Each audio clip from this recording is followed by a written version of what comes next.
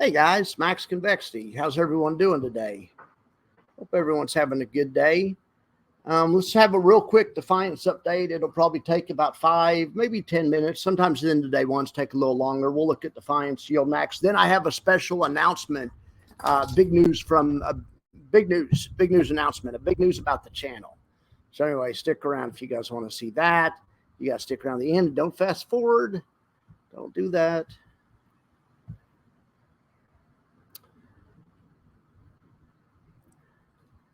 Okay. Here's the Defiance short form spreadsheet that we've been using. On the left-hand side, you can see how what the market thought about the fund's performance today. So triple QY was up where the benchmark was down. Same thing with JEPY. IWMY outperformed its benchmark, so did TRES, and so did SPY-T, 5 for 5 on the day. Look at this. So yesterday, all 3 of the main funds were profitable. Well, today, 2 out of the 3 of them were profitable. But this month, they're all profitable. Now, they've all reached a profitable status. Even the one that lost money today was IWMY was already ahead $2.6 million. So even though it lost $600,000 today, it's still ahead $2 million. It's out earning the other 2 funds combined. So it's a pretty good day. 2 out of 3 is not bad at all. We will darn sure take it. All right, so let's check out the buffer report. Then we'll look at some charts. What's the matter, Jackson? What's going on, Jackson?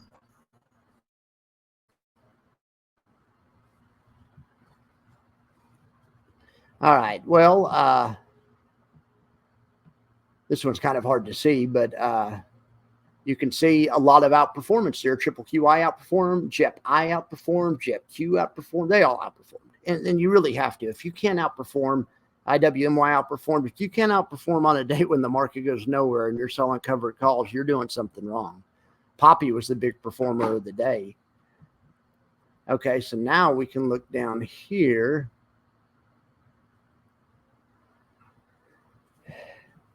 These are the single name stocks, and of course, the kind of the story of the day was it wasn't a great day for Tesla, but really TSLP had kind of caught the worst of it. It outperformed on the downside. In any event, most of these other ones had the proper amount of buffer, and it's what you would expect. Aptly had a really nice day.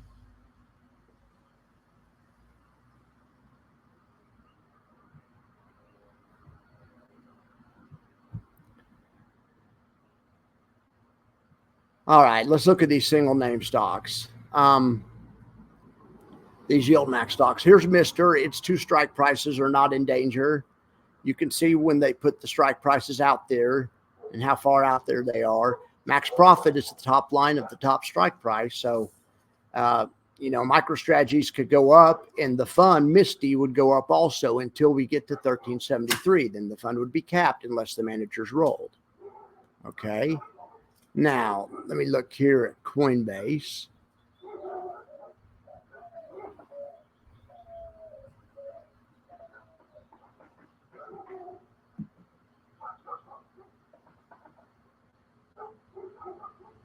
All right, Coinbase. All these charts look the same. The strikes are in no danger.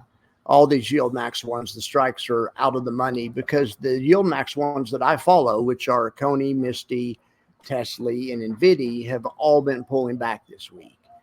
So this chart looks similar to the other one.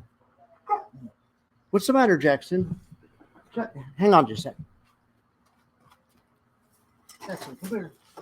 Come here, buddy. Sorry about that. Yeah, but all these have been pulling back. So their 2 strikes are in no danger. Tesla, the same thing. Now Tesla's 2 strikes are not in danger, but Tesla has an inverse fund now, and now the Tesla's pulling back. The inverse fund is maxed out, but not by much. The inverse fund's name is Crash, and its strike price is 175, and Tesla closed at 174.72 today. That's actually just about perfect. That's actually just about max profit. This actually would have been a good week. I'm just keeping an eye on Jax. He's down there getting water. This from he's drinking out of the deer water, or I keep it for all the animals that come by, birds, deer, whoever, dogs. All right, so the red line is the crashes options. So you can visually see this morning when it opened down here under 175, it gapped over that strike price. So for now, that short fund's made all it can make. Now that's unless the managers roll. And also we have a couple more days. It's just Wednesday. So they could also do nothing and see if the price comes back. The current hedge ratio is 74 shares of crash for every 100 shares of Tesla.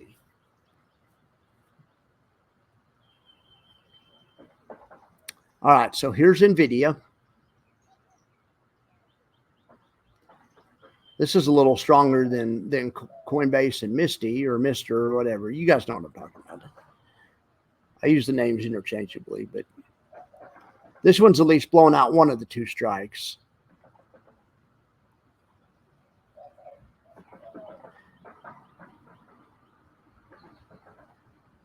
And we had already looked at Mr. or Misty.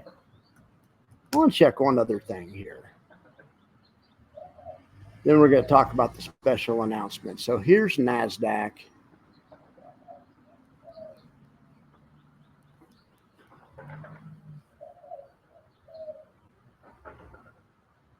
I'm going to overlay a little chart of the VIVIX, which is the VIX of the VIX, which is the volatility of the volatility index.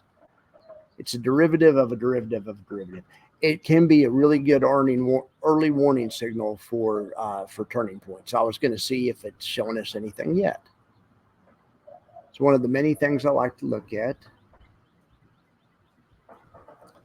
Okay, well, the signal, the sell signal is whenever VIX is creeping up at the same time the market is creeping up. It kind of did there a little bit, but it's hard to tell.